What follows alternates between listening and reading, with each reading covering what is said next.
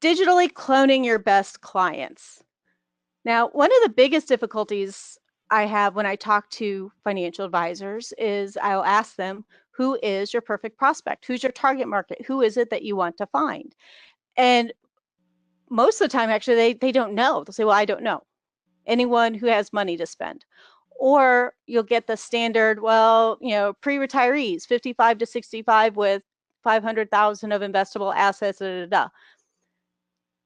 That's not defining your target market nearly enough.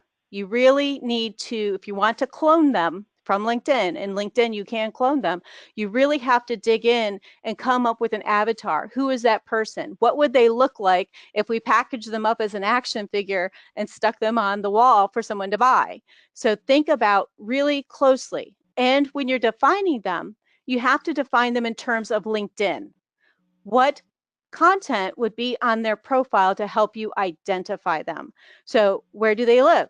Most people who are involved in financial services are bound by geography based on their licenses. So you can identify where they live. What do they do for a living?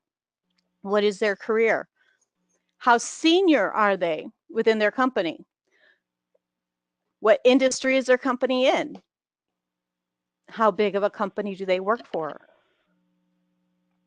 And what keywords do they use to describe what they do?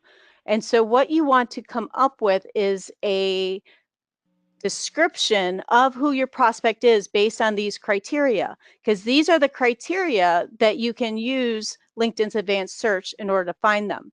Now, you can make educational leaps. You want a certain income level, you can make that decision based on how senior they are within their company, how big their company is.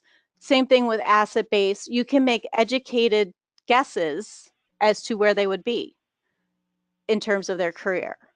Are they business owners? Business owners are probably the easiest to find.